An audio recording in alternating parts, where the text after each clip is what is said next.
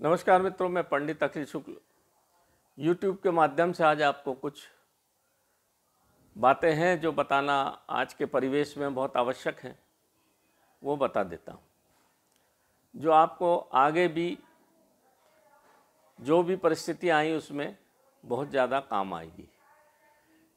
देखो मित्रों, हुआ क्या है,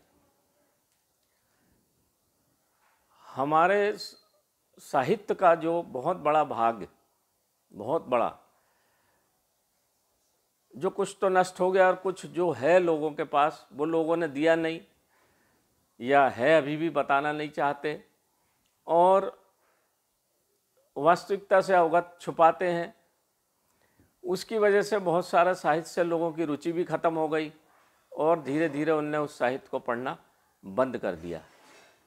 मौजूदा हालत में हम हमारे धर्म संस्कृति के जो मुख्य साहित्य हैं उनको हम नहीं समझ पाए, न हमने उनका आशातीत लाभ उठाया। जो अभी सिचुएशन है इसका आयुर्वेद ने बहुत पहले नाम बता दिया था कि इसका नाम है युद्ध ज्वर।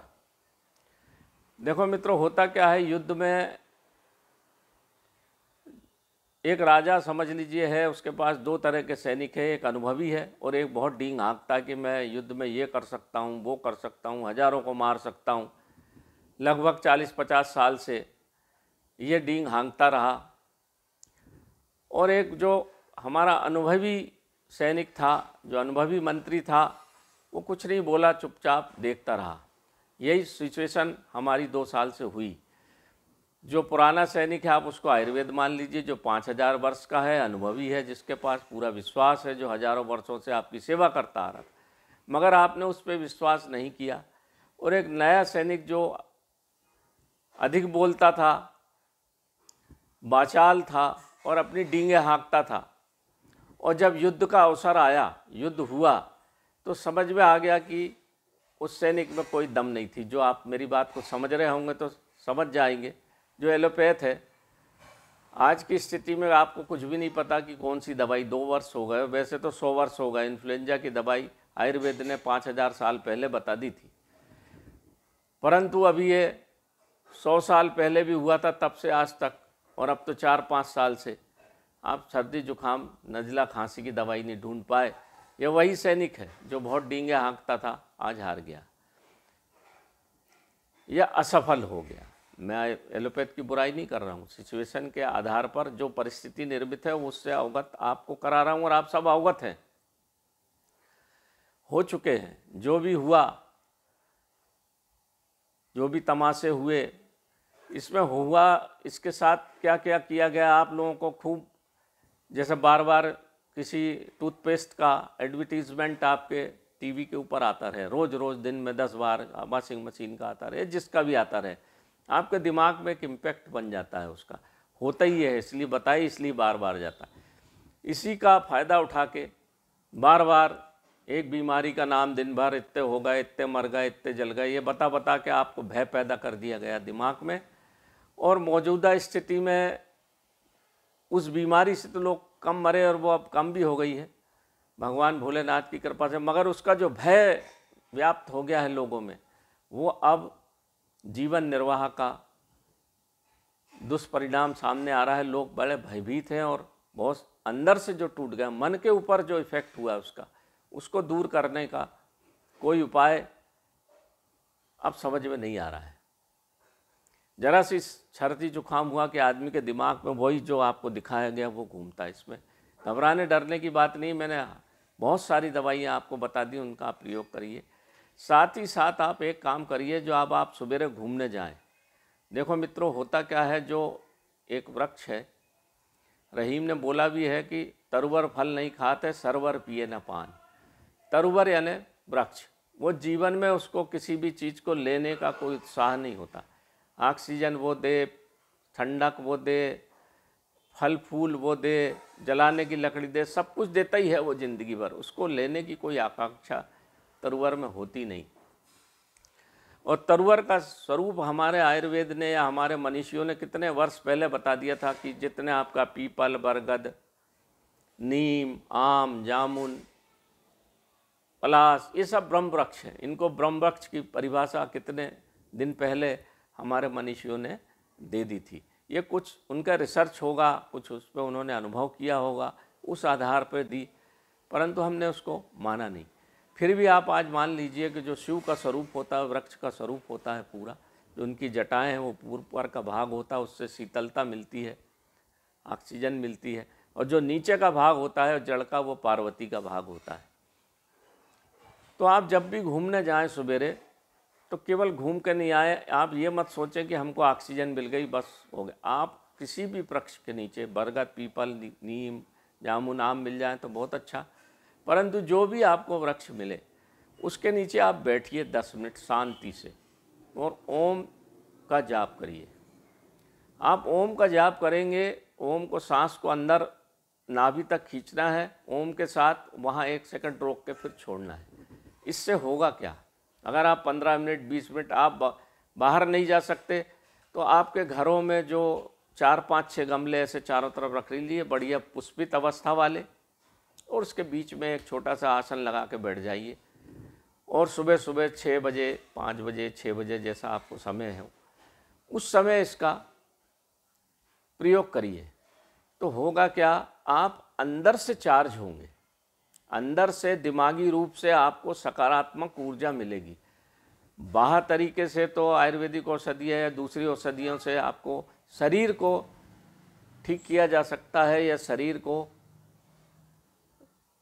बीमारी के विरुद्ध लड़ने की सामर्थ्य दी जा सकती है, मगर अंदर से, मन से 90% से 95% लोग मानसिक रूप से बीमार होते हैं, और वही फिर जाके बीमारी का कारण बनता है। मन में बीमारी का बीज रोपित हो जाता है और फिर बाद में वो पुष्पित और फलित होता है, उसी को बीमारी आयुर्वेद में कहते हैं। तो मन अगर हमारा अच्छा, मन चंगा तो कठौती में गंगा, ये बड़ी छोटी सी बात है मगर बड़ी महत्वपूर्ण बात है ये। तो अपने मन को शांत करने के लिए, अपने मन को शक्तिशाली बनाने के लिए, अपने शरीर में आएगी कैसे, आपके शरीर में मन एक टूल है, तो सकारात्मक ऊर्जा को लाने के लिए आपको इस तरह की भाव लाना पड़ेंगे। और फूल के पास बैठिए, गमलों के पास बैठिए, वृक्ष के पास बैठिए और शांत भाव से उसकी सांस को अंदर लीजिए, और इस भाव से लीजिए कि पूरा ब्रह्मांड की सकारात्मक ऊर्जा हमारे अंदर ओम के माध्यम से, प्राण के माध्यम से अंदर जा रही है, वहाँ रुकी, और नकारात्मक ऊर्जा जो हमारे अंदर भरी है वो सांस के माध्यम से बाहर चली जा रही है। 15 मिनट आपको इसको सुबह ही करना है, शाम को कोई मतलब नहीं है करने से। सुबह सुबह ब्रह्म मुहूर्त का टाइम होता, पूरा ब्रह्मांड ऊर्जा से भरा होता है, सूर्य भी ऊर्जा से भरा होता है, ऊपर आता है, और पूरा सिचुएशन जो पूरी धरती की है वो उस समय बहुत अच्छी होती है, शांत वातावरण होता है। और नींद का आलस मत करिए, नींद की वजह से बहुत नुकसान होता है। तो आप धीरे धीरे सकारात्मक ऊर्जा से भर जाएंगे। युद्ध में आपने देखा होगा कि ढोल बजाए जाते थे, नगाड़े बजाए जाते थे, ताकि उनमें युद्ध के लिए उत्साह आए। तो यही हम अपने घर में करेंगे तो जो भी बीमारियां हैं उनसे लड़ने के लिए, जीवन में जो परिस्थिति, विषम परिस्थितियाँ आती है उससे लड़ने के लिए हमारे अंदर एक सकारात्मक ऊर्जा का भाव आ जाता है। नेपोलियन 4.5 फुट का था और पूरी दुनिया को जीता उसने। देखिए आप, वो क्यों, शरीर तो इतना बलवान नहीं था उसका, मन की ताकत थी उसके पास। तो इस ताकत को उत्पन्न करने का सहज और सरल तरीका हमारे मनीषियों ने बताया है। अब हुआ क्या था, अब देखिए मैं एक चीज़ और बता दूं, हुआ क्या कि 1700 ईस्वी के आसपास से और पहले से 13 14 से हमारे ऊपर हमले होना शुरू हुए, और हमारा बहुत सारा आयुर्वेद और रस रसायन ये ख़त्म होने लगा।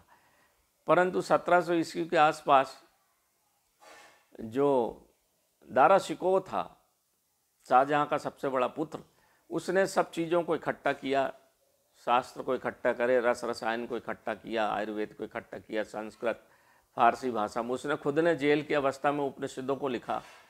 ये बड़ी अच्छी बात हुई, नहीं तो आज कुछ भी नहीं बचता आपके पास। तो ये बड़ा धन्यवाद का पात्र है। और इसी कारण औरंगजेब ने नाराज होकर उसको बड़ी बेइज्जती करी उसकी, और उसका गला अलग और धड़ अलग करके उसको दफनाया गया। और उसके बाद औरंगजेब ने आपके नालंदा को जला दिया, क्योंकि उसने देखा कि ये सब जो साहित्य को बदल रहा है, इससे इनकी धर्म संस्कृति नष्ट नहीं होगी। परंतु उसका एक दुष्परिणाम क्या हुआ, रस रसायन में बहुत सारा किसी को कुछ, किसी का कुछ, किसी का कुछ। जब सिचुएशन बदली तो लोगों को दारा शिकोह ने भगा दिया। तो जिसके पास जो मिला वो लेके चला गया। दारा शिकोह खुद ईरान जाना चाहता था। कुछ फारसियों की बहुत अच्छी किताब आपने देखा होगा, कीमियागिरी में फ़ारसी और उर्दू की बहुत अच्छा साहित्य है, बाकी हिंदी में उतना अच्छा नहीं है। तो जो ईरान में चला गया साहित्य वो सुरक्षित हो गया, कुछ साउथ इंडिया चला गया। आपने देखा होगा कीमियागिरियों में किसी के पास कुछ है, किसी के पास कुछ है, किसी के पास कुछ है, किसी के पास एक चीज़ नहीं है। इसकी वजह से कीमियागिरी फेल हो जाती है। एक वज्रोधन किताब थी, जो लोग लामा लोग लेके जो किताबों को भगे वो चले गए लद्दाख, और वहाँ पे उन्होंने उसको किताब को अपनी भाषा में लिखा। जैसे दलाई लामा जो थे आपके, वो इस तरह के जो लामा परिवार के लोग थे उनके पास वो थी। चीन ने हमला क्यों किया उसके ऊपर? इसीलिए किया कि वो उस किताब को हासिल करने के लिए। तो वहाँ कुछ पैदा तो होता नहीं, ना ज़मीन है, ना पत्थर ही पत्थर हैं, पहाड़ हैं। हम समझ नहीं पाते उसको कि चीन गया क्यों वहाँ, क्यों उसको अपना हथियाने की कोशिश की। उस किताब के कारण वो है उनके पास आज भी चाइना में। मैंने उसके कुछ पृष्ठ देखे हैं। तो ये साहित्य का महिमा होती है, साहित्य की ताकत होती है जो हमसे ख़त्म हुई, और हम धीरे धीरे आयुर्वेद को बिसरते चले गए, भूलते चले गए, और उसका दुष्परिणाम हुआ। आपके घर के आसपास मैंने हजारों औषधियाँ बताई, आप उसका प्रयोग करेंगे तो आशातीत आपको लाभ होगा। और मैंने जो बात बताई है, जो वृक्ष का स्वरूप होता है वो शिवतुल्य होता है। जमीन जो होती है वो पार्वती तत्व होती है, और शिव तत्व। आपने देखा होगा बिना शिव पार्वती के शिव कोई काम के नहीं होते। अगर आप पेड़ की जड़ को काट दो तो वृक्ष सूख जाएगा। इसी प्रकार से शिव और पार्वती एक तत्व है, अर्धनारेश्वर। इसलिए मैं जो गुटखाएँ बनाता हूँ आपको बताता हूँ कि शिव पार्वती तत्व होना चाहिए, नहीं तो अकेले कांपर से बना लो, कुछ से भी बना लो तो काम नहीं करती। बना तो कुछ से भी लो आप, पर उसको गले में चाहे 2 किलो की टांग लो। कुछ लोग वजन पूछते हैं, वजन से कुछ नहीं होता, उसके प्रभाव से होता है मित्रों। कुछ लोग पूछते हैं कि उससे काली होती है कि नहीं, ये होता है कि नहीं। ये नहीं, आप उसको धारण, जैसे हम बनाते हैं ये गुटखा, ये देखिए, ये थोड़ा सा जूम कर दो, ये देखिए, ये जो है ना, ये पार्वती तत्व है, ये नीचे, और ये शिव तत्व, ये ऐसी बनती है। ये अभी बनाई है हमने, मैंने दिखाई भी थी। ये 51, इसको आप कितनी भी पटको ये टूटेगी नहीं। ये देखिए, पटक दो जोर से, हथौड़ी से मार दो तो भी ये टूटेगी नहीं। ये इतनी मजबूत है क्योंकि इसको हमने 51 फुट दिए हैं। इसको पकड़ के रखो, नहीं गिर जाएगा। 51 फुट दिए हमने इसको धतूरे के। जब 51 फुट देते, पहले मैं भी नहीं जानता था, मैंने भी इसको शुरू में दिया, ज़्यादा आँच देती थी। आपने देखा होगा पारत को जरा सी भी आँच दो तो वो उड़ जाता। ऐसा ये लगभग 30-35 ग्राम 30 ग्राम की ली थी। जब ये सूखते सूखते जब इसमें एक एक धीरे धीरे आँच दो तो ये बचती है बड़ी मुश्किल से 13-14 ग्राम की बचती। सिकुड़ता जाता है पारा, और जैसे गर्म होकर थोड़ा सा फूला उसके अंदर फिर वो धतूरे का बीज का रस अंदर जाता है। ऐसे होते होते होते 51 फुट धीरे ही धीरे आँच देना पड़ती है। ख़त्म होते होते 10-12 ग्राम का बनता है, और इसमें शिव पार्वती तत्व आ जाता है। और धतूरा, काला धतूरे के बीज मैंने वीडियो भी डाला था, महाकाल का स्वरूप है वो। तो जब महाकाल तत्व इसके अंदर जाता है तो फिर जब हमारी सकारात्मक ऊर्जा बढ़ती है। आपके ऊपर देखा होगा, आप बाहर निकले, नाना प्रकार के कुठाराघात आपके जीवन में होते रहते हैं। लोग सोचते हैं क्यों अच्छा पेंट पहना, क्यों गाड़ी। सुबह से शाम तक आपके घर परिवार में भी सब लोग जो नकारात्मक ऊर्जा आपको भेजते रहते हैं, उसके कारण आप रुग्ण होते हैं, उसके कारण आपके काम नहीं बनते हैं। तो नकारात्मक ऊर्जा को निकालने के लिए एक तो मैंने वो नेचुरल प्राकृतिक तरीका बता दिया, और अधिक चाहिए ये तो इस तरह की पारद गुटखा गले में डाल दो तो हमारा जीवन भर, हमारा सुबह से शाम तक हमारी ऊर्जा, जो नकारात्मक ऊर्जा वो नष्ट हो जाती, सकारात्मक ऊर्जा से हम भरे रहते हैं, प्रहार ही नहीं हो पाते। ये बुध राहु केतु शुक्र सबका प्रतीक भी है, शनि का प्रतीक भी है। तो शनि को भी नष्ट करता है, क्योंकि शिव और पार्वती जहाँ हैं दोनों, वहाँ न भूत आएगा, न प्रेत आएगा, न कोई ग्रह आएगा, नारायण, नारायण मतलब सूर्य नारायण, उसके चारों तरफ सभी ग्रह चक्कर लगाते हैं। तो ये एक इतना अच्छा अद्भुत तंत्र है। इसको गले में धारण किया जाता है, शमशान भूमि पे इसको नहीं ले जाया जाता है, नहाने के पहले इसको उतार दिया जाता है। ये है पारस दत्त की महिमा। जब इसको धीरे धीरे धीरे बहुत धीरे धीरे धीरे टेम्परेचर देते हैं, तब ये धीरे धीरे होते होते बिल्कुल 300-400 डिग्री तक ये पिघल जाएगी, पर उड़ेगी नहीं, इतना ये हो जाती है। अब लोग बोलते हैं सोना खाता कि नहीं, चांदी खाता कि, जब ये आप तो किसी भी कच्चे पारे में सोना चांदी मिलाइए तो अमलगम बन जाएगा, वो उसके अंदर चला जाएगा, उसको बाहर भी निकाला जा सकता है। परंतु जब ये संतुष्ट हो जाती है, इसमें जगह ही नहीं बचती है। क्योंकि जब भी किसी पारे को कोई भी कीमियागिरी में कोई भी काम अगर जो करता है, जब तक पारद को गर्म नहीं किया जाएगा, जब तक उसके अंदर कोई औषधि जाएगी नहीं, क्योंकि उसके अणु फैलते हैं, उसकी जगह वो औषधि जाती है। शोधन वगैरह सब कर लेते हैं, शोधन की बात अलग है, परंतु जब उसको स्थायित्व प्रदान करना है तो उसके लिए फिर उसको जड़ी बूटियों के साथ गर्म करना पड़ेगा। केमिकल के साथ गर्म करोगे तो भी कोई फ़ायदा नहीं होगा। इसको जड़ी बूटियों के साथ जब धीरे धीरे धीरे गर्म करो तो फिर ये स्थिति निर्मित होती है, और ये हमारे दैनिक जीवन में अतिशय लाभकारी भी होती है। तो मैंने आपको बताया कि मौजूदा परिस्थिति में आप सबसे पहले तो अपना घूमें जब भी, तो वृक्ष के नीचे बैठ के थोड़ी देर बैठिए, ध्यान करिए। जैसा भी ऑक्सीजन परसेंटेज बता दिया था, कम हो गया, कम ऑक्सीजन परसेंटेज ऐसे कम नहीं होता मित्रों। आपने देखा होगा जब आप बिल्कुल बहुत गहन ध्यान की मुद्रा में बैठते हैं तो आपकी सांस रुक जाती है। रात को जब गहन नींद में आप सोते हैं तो कुछ क्षण के लिए आपकी सांसें बिल्कुल रुक जाती हैं, उस समय आप गहन ध्यान में होते हैं।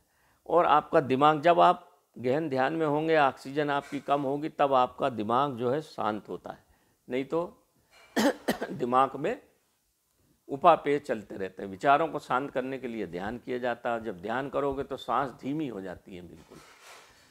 तो इससे डरने की ज़रूरत नहीं है। वृक्षों के नीचे बैठिए, ध्यान करिए, वृक्षों को मत काटिए।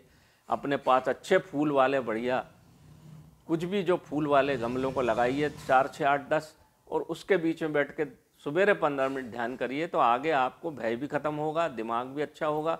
और जो मनोविकार पैदा हो गया है इस बीमारी के कारण, आपके दिमागों में, आपके बच्चों में, स्कूल नहीं गए, घर में बैठे, तो वो मनोविकार को निकालना बहुत ज़रूरी है। नहीं तो फिर क्या होगा, मानसिक बीमारी को ठीक करने के लिए फिर एलोपैथिक दवाइयाँ खाना पड़ेगी आपको। अभी तो ये ठीक है, इसके बाद जो मानसिक बीमारियां होंगी उसका क्या होगा। उसके लिए सबसे बढ़िया उपाय जो है 15 मिनट ध्यान सुबह। उससे आपका दिमाग में जो कचरा भर गया है वो निकल जाएगा, आप में ताकत आ जाएगी, और आपको आगे भी सिचुएशन से लड़ने की सामर्थ्य आ जाएगी, और आपका शरीर पूरा ऑक्सीजन से भरता जाएगा, तो बीमारी होगी नहीं। ये आज के समय में बहुत ज़रूरी चीज़ है मित्रों। ये पुरातन ग्रंथों की चीज़ें हैं, पुराने ऋषि मुनियों की चीज़ें हैं। आपने देखा होगा ऋषि मुनि किसी से नहीं डरते थे, राजा भी उनके पास आके पैर खड़ा होता था। क्यों? क्योंकि ध्यान का ताकत थी उनके पास, अंदर जो सकारात्मक ऊर्जा की ताकत थी। लंगोटी लगाए रहते थे, कुछ भी नहीं उनके पास, फिर भी राजा ऐसे थर काँपता था, उनके पैर पड़ता था। उसका कारण है सकारात्मक ऊर्जा का प्रभाव। और ये सकारात्मक ऊर्जा इन गुटिकाओं में भी रहती है, जिसको हम धारण करके जाते हैं तो हमारे ऊपर कोई नकारात्मक ऊर्जा का प्रभाव होता नहीं। तो नमस्कार मित्रों, ये छोटी सी बात थी, आज मैंने YouTube के माध्यम से आपको बता दी। आप इसको करिए और इसको समझिए, हमारी संस्कृति को समझिए, ताकि आगे आपको किसी प्रकार की परेशानी ना हो। तो मैं पंडित अखिल शुक्ल, जय महाकाल आयुर्वेद। मेरा मोबाइल नंबर है 9165823800। नमस्कार।